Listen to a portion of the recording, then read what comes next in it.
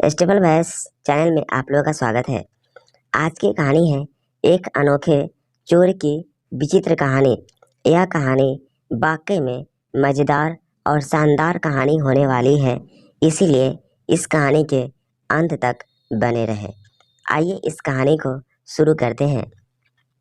अजूबा चोर चोरी करने के इरादे से एक घर में घुसता है, लेकिन जैसे ही वह घर के अंदर कदम रखता है, सब कुछ बदल जाता है। यह घर एक 30 साल की खूबसूरत और जवान विधवा महिला का है, जो अपनी बेड पर अकेली सो रही थी। जब चोर की नज़र उस महिला पर पड़ती है, तो चोर उसकी खूबसूरती में खो जाता है। चोर को लगा था कि इस घर से अच्छा खासा माल मिल जाएगा, लेकिन उसे मिलती है एक ऐसी महिला जिसकी खूबसूरती उसको मन को बहका देती है। दोस्तों, चोर की नीयत बदलने लगती है और उसके मन में अश्लील विचार आने लगते हैं। वह धीरे धीरे उस महिला के पास जाता है और उसके बगल में बैठकर उसके शरीर को छूने की कोशिश करता है, लेकिन तभी महिला की नींद अचानक से खुल जाती है। महिला चौंक कर उठ बैठती है और चोर घबराकर बेड के नीचे छुप जाता है। महिला को आभास होता है कि कमरे में कोई और भी है। वह धीरे से उठती है, पानी पीती है और फिर से बेड पर सो जाती है। लेकिन दोस्तों, इसके बाद जो होता है वह आपकी सोच से परे है। दोस्तों, यह कहानी वाकई बहुत ही शानदार और मज़ेदार है।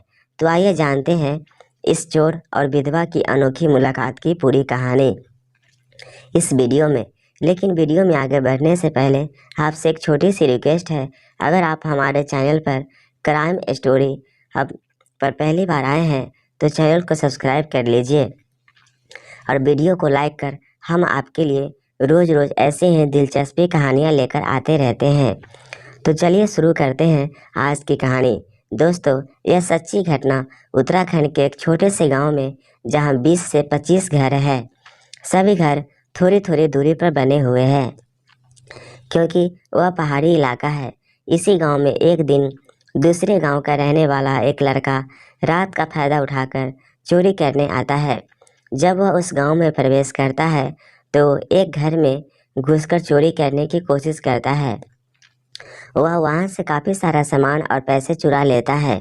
चोरी करने के बाद जब वह बाहर निकलता है, तो रात के 2:30 बज रहा था। वह सोचता है कि क्यों न किसी और के घर में जाकर कुछ और भी चुरा लिया जाए, क्योंकि अभी काफ़ी समय है। इस लड़के के नाम दीवाना है। दीवाना एक विधवा महिला के घर में घुस जाता है। उस घर में केवल 3 कमरे थे। इसी घर में 30 साल की खूबसूरत विधवा महिला अकेली रहती थी। जब दीवाना उस महिला के घर में इन करता है, तो उसे पता चलता है कि एक हल्का सा लाइट जल रहा है और विधवा महिला अपनी बेड पर चैन की नींद सोई हुई है। जब दीवाना उस महिला को देखता है, तो उसकी खूबसूरती पर मन मोहित हो जाता है, लेकिन फिर वह सोचता है कि मैं जो काम करने के लिए आया हूँ, वह पहले करना चाहिए। दीवाना घर के अंदर इधर उधर देखने लगता है, लेकिन उसे वहाँ कुछ भी नहीं मिलता। ना कोई अलमारी, ना कोई सामान और ना ही कोई गहना। अब दीवाना चिंता में पड़ जाता है। फिर वह सीधे उस विधवा महिला के कमरे में चला जाता है, जहाँ वह सोई हुई थी। दीवाना धीरे से बेड के पास जाकर बैठ जाता है और उसकी खूबसूरती को निहारने लगता है। वह सोचता है कि सर्दियों का महीना है और दूर दूर तक कोई नहीं है। दूसरे घर में चोरी करने से बेहतर है कि यहीं रहकर विधवा महिला के साथ कुछ नया किया जाए। इस बीच दीवाना के मन में गलत भावनाएं उठने लगती हैं। वह उस विधवा महिला के शरीर को छूने की कोशिश करने लगता है और धीरे धीरे बेड को टच करने लगता है। दोस्तों, दीवाना सोचता है कि अगर वह इस महिला के साथ ज़बरदस्ती करेगा, तो यहाँ कोई भी नहीं है जो उसकी मदद कर सके। ऐसे में उसे लगता है कि यह यहीं सही नहीं है। वह सोचता है कि क्यों न सब कुछ धीरे धीरे उसकी चालाकी से किया जाए। वह उस विधवा महिला को इधर उधर छूने लगता है, बेड टच करने की कोशिश करता है। दीवाना के मन में यह भी चलता है कि जब वह महिला उठकर बैठ जाएगी, तब वह उससे बात करेगा और पूछेगा कि क्या वह उसके साथ यह सब करना चाहिए है या नहीं। लेकिन जैसे ही दीवाना उसे छूने की कोशिश करता है, महिला को अचानक ऐसा आभास होता है कि कोई उसे छू रहा है। वह घबराकर तुरंत उठकर बैठ जाती है। उस महिला का नाम रेशमी है। जब रेशमी घबराते हुए अपने बेड पर बैठती है तो दीवाना को बहुत डर लग जाता है। वह घबराहट में बेड के नीचे खिसक कर छुप जाता है। उसकी धड़कनें तेज हो जाती है। रेशमी चारों ओर देखती है और समझने की कोशिश करती है कि यह अचानक क्या हुआ, लेकिन दीवाना जो कि उसकी आंखों के सामने था अब उसके नीचे छुपा हुआ है। यह स्थिति दोनों के लिए बहुत तनावपूर्ण होती है। अब दोनों रेशमी सोचने लगती है कि आखिर उसके कमरे में कौन आया था और कौन उसे छू रहा था। वह इधर उधर देखती है लेकिन वहाँ उसे कोई दिखाई नहीं देता है। वह सोचती है कि शायद यह सब एक बुरा सपना था, इसीलिए उसे ऐसा लग रहा था कि उसके घर में कोई आया था। रेशमी उठकर एक गिलास पानी पीती है और फिर वापस अपने बेड पर जाकर सो जाती है। लेकिन दोस्तों, इतना सब होने में कुछ समय बीत जाता है। इस समय के दौरान दीवाना बेड के नीचे छुपा हुआ था और सब कुछ देख रहा था। धीरे धीरे उसकी नींद लग जाती है और वह एकदम से गहरी नींद में चली जाती है। उस समय रात के लगभग 3 बज रहे होते हैं और ठंडी रात के मौसम में उसकी नींद बहुत गहराई हो जाती है। जाहिर सी बात है कि जब सुबह का समय होता है ठंड में नींद और भी गहरी लगती है। अब दोस्तों, जब सुबह होती है तो रेशमी उठकर अपने घर से बाहर निकलती है। वह देखती है कि उसके गांव की कुछ महिला पहाड़ियों पर वॉकिंग करने जा रही है। यह नज़ारा उसे रोज़ की तरह सामान्य लगता है, लेकिन उसके मन में उस रात की घटना की छाप अभी भी बाकी है। दोस्तों, मैं आपको बता दूं कि वह पहाड़ी इलाका था जहां की महिलाएं पुरुषों से जल्दी उठ जाती थी, क्योंकि उन्हें शौच के लिए बहुत दूर जाना पड़ता था। इसी वजह से जब रेशमी अपने घर से बाहर निकलती है तो वह उन महिलाओं के साथ पहाड़ियों पर जाने लगती है।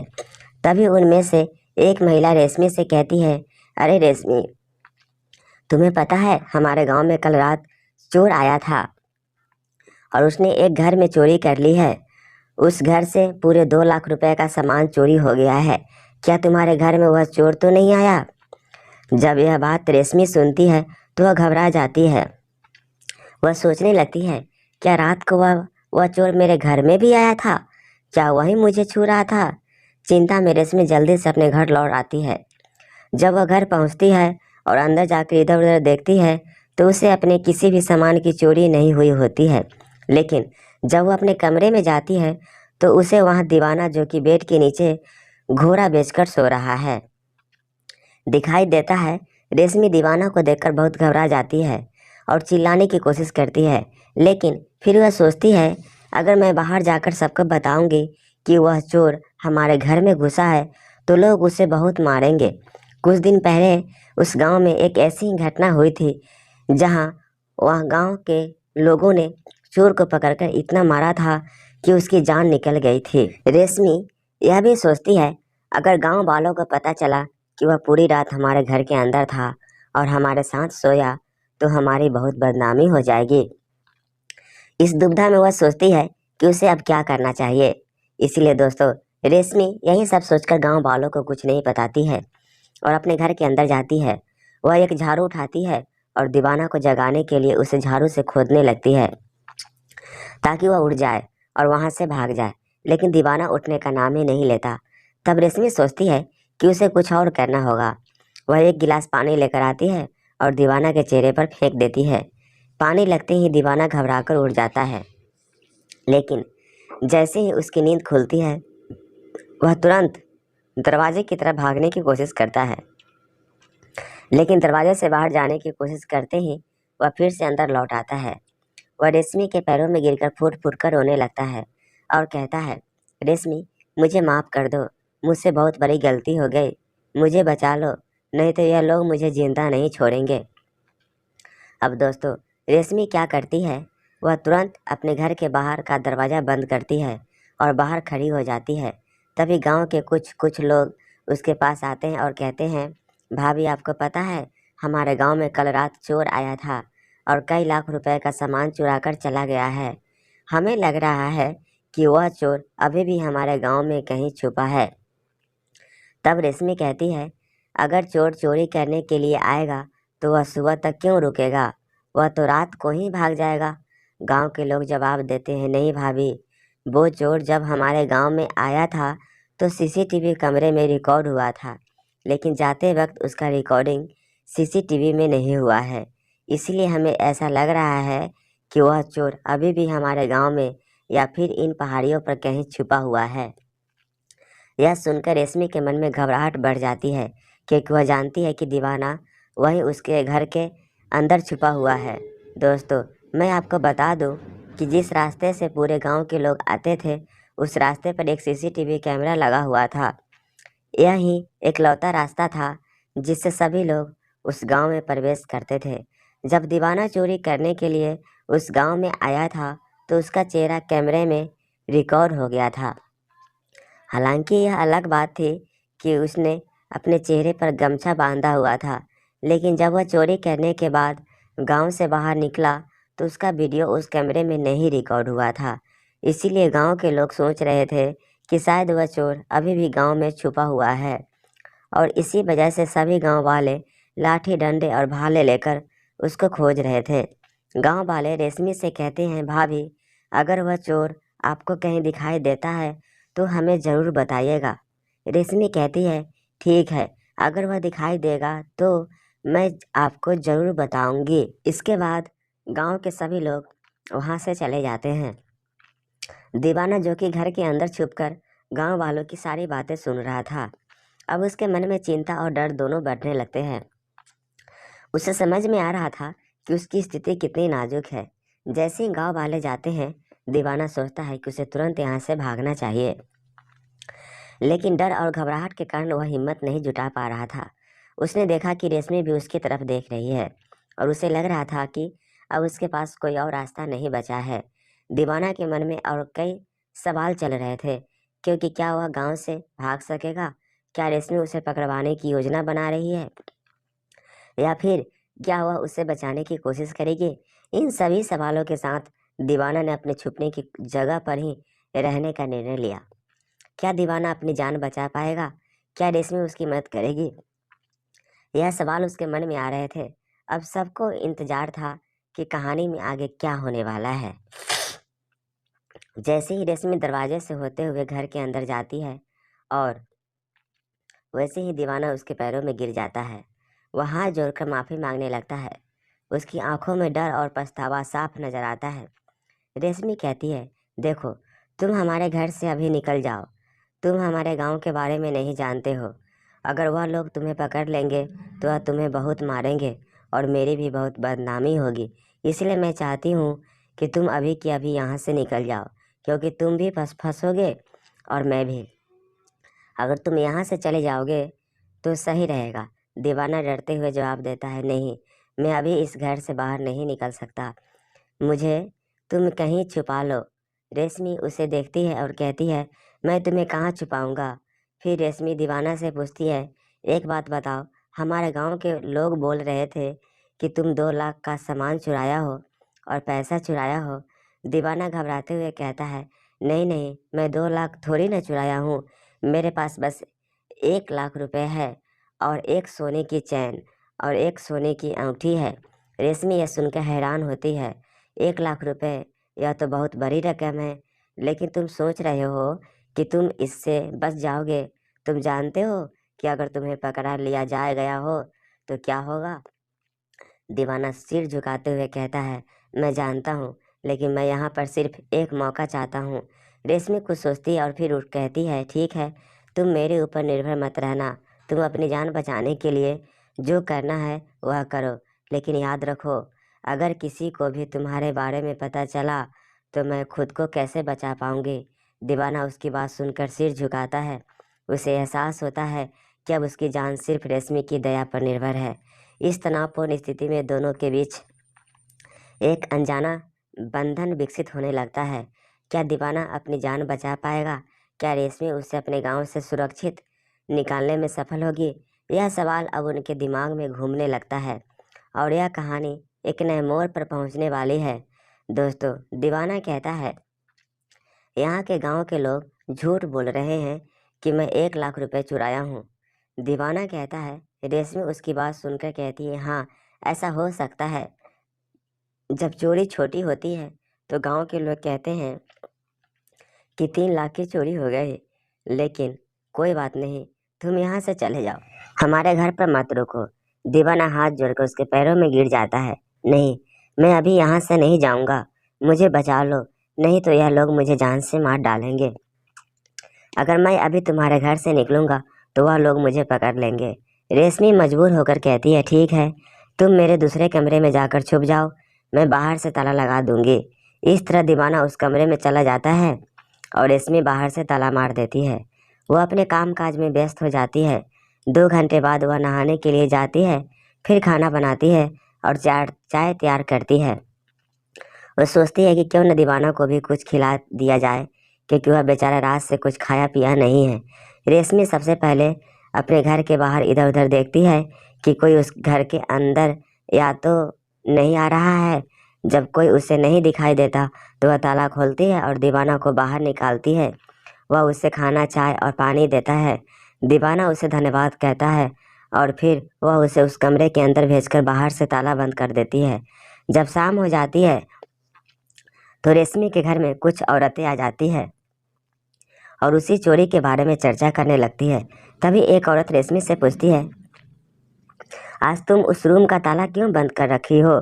यह सुनकर रेशमी घबरा जाती है, लेकिन तुरंत ही वह अपने चेहरे पर मुस्कान लाते हुए कहती है, जब हमें पता चला कि रात को हमारे गांव में चोर चोरी करने के लिए आया था तो मैं बहुत परेशान हो गई थी, इसलिए मैंने उस रूम में ताला बंद कर दिया है, ताकि अगर कोई चोरी करने भी आए तो उसे कुछ भी नहीं मिले।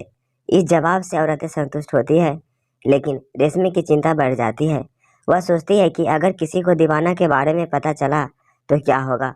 उसके मन में बेचैनी बढ़ने लगती है और वह महसूस करती है कि वह एक बहुत ही मुश्किल स्थिति में है।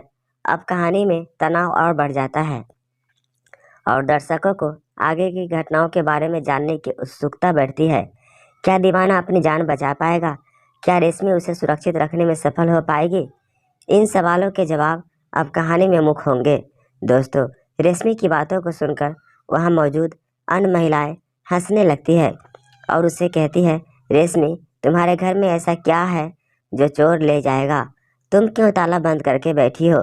यह बातें उन औरतों के बीच काफ़ी देर तक चलती है और वे 2 से 3 घंटे तक उसके घर पर रुककर उससे बातें करती है। यह मामला 2 साल पहले का है, जब जनवरी महीने में रेशमी के घर चोरी हुई थी। रात के 10 बज रहा होता है और रेशमी खाना बनाने में व्यस्त होती है। वह दीवाना को कमरे से बाहर बुलाकर खाना खिलाती है। खाने के दौरान रेशमी दीवाना से पूछती है, तुम चोरी करने का काम क्यों करते हो? दीवाना उत्तर देता है, देखो, मैं पहली बार यहाँ चोरी करने आया हूँ। मैं असल में चोरी नहीं करता, मैंने एक लड़के से पैसे लिए थे और वह सब मैं जुए में हार गया। अब मेरे ऊपर बहुत कर्ज हो गया है, इसलिए मैंने सोचा अगर मैं चोरी कर लूँगा तो एक ही झटके में कुछ पैसे जमा कर लूँगा और अपना सारा कर्ज चुका दूँगा। लेकिन मैं तुम्हारी कसम खाकर कहता हूँ कि मैं आज पहली बार चोरी करने आया हूँ, इससे पहले मैंने कभी भी चोरी नहीं की।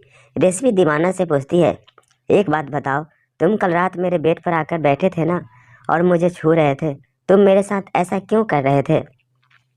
उस समय मुझे लगा था कि मैं कोई सपना देख रही हूँ और मैं सो रही थी, लेकिन अब मुझे यकीन है कि वह सपना नहीं था बल्कि तुम ही थे।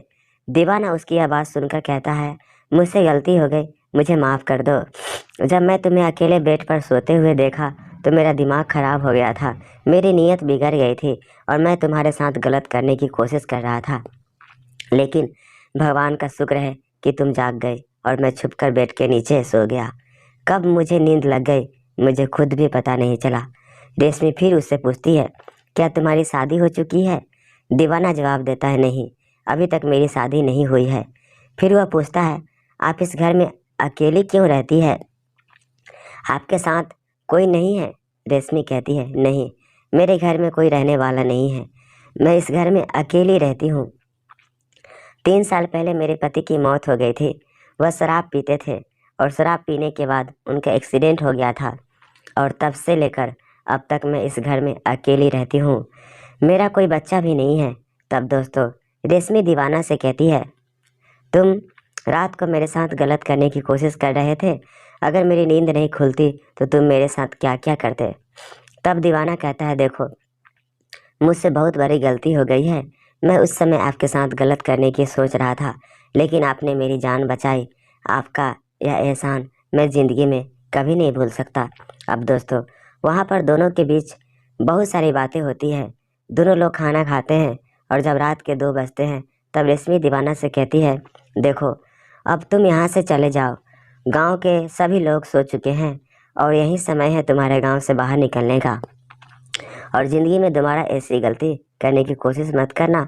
तब दीवाना कहता है, ठीक है, मेरे पास जो भी सामान मैंने चोरी किया है और जो पैसे बचा है, यह सारा सामान तुम रख लो। रेशमी कहती है, नहीं नहीं, यह सामान तुमने चुराया है तो तुम ही लेकर जाओ, मुझे यह सामान नहीं चाहिए, इसे अपने घर ले जाओ और जो कर्ज लिया है उसे चुकता कर देना। अब दोस्तों, इस तरीके से दीवाना वहाँ से चला जाता है। लेकिन अगले दिन सुबह पूरे गांव में हंगामा मचता है कि जो सामान चोरी करके चोर ले गया था वह सामान मिल गया है। दोस्तों, मैं आपको बता दूं कि दीवाना जब रात को गांव से बाहर निकल रहा था तो जिस घर से उसने सामान चोरी किया था उसी घर में वह सारा सामान फेंक कर गाँव से बाहर चला गया।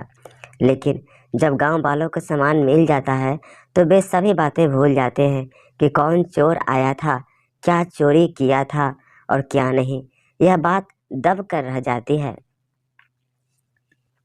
दोस्तों, इस तरह 8 महीने का समय बीत जाता है, लेकिन रेशमी हर रोज़ दीवाना को याद करती रहती है और उसके बारे में सोचती रहती है। तभी एक दिन बाजार में अचानक से दीवाना उसे मिल जाता है। दीवाना को देखकर रेशमी बहुत खुश हो जाती है और उसे गले लगने की कोशिश करती है, लेकिन फिर सोचती है अगर उसने उसे गले लगाया तो दीवाना क्या सोचेगा। रेशमी मुस्कुराते हुए दीवाना से पूछती है, तुम इतने दिनों तक कहाँ थे?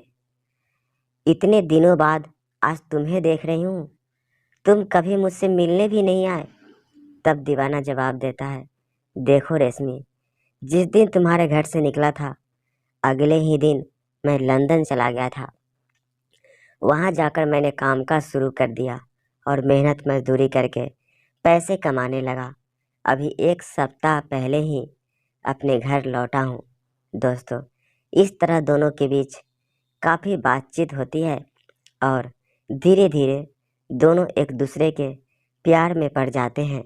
दोस्तों, मैं आपको बता दूं कि 2 साल पहले दीवाना रेशमी के घर चोरी करने गया था और 2 साल के अंत तक दीवाना और रेशमी की शादी हो जाती है। इसके बाद दोनों हंसी खुशी एक साथ रहने लगते हैं। दोस्तों, इस कहानी को सुनाने का मेरा उद्देश्य किसी को परेशान करना या भावनाओं को ठेस पहुंचाने या किसी के दिल को दुखाना नहीं था, बल्कि आपको जागरूक, सचेत और अलर्ट करना था। इस पूरे कहानी को सुनकर आपका मन सोचने पर मजबूर हो गया होगा। ऐसे ही और कहानियों के लिए हमारे चैनल पे बने रहें और इस चैनल पे नए हैं तो कृपया इस चैनल को लाइक, शेयर और सब्सक्राइब कर लीजिए, जिससे कहानी की नोटिफिकेशन सबसे पहले आपको मिले। Thank you.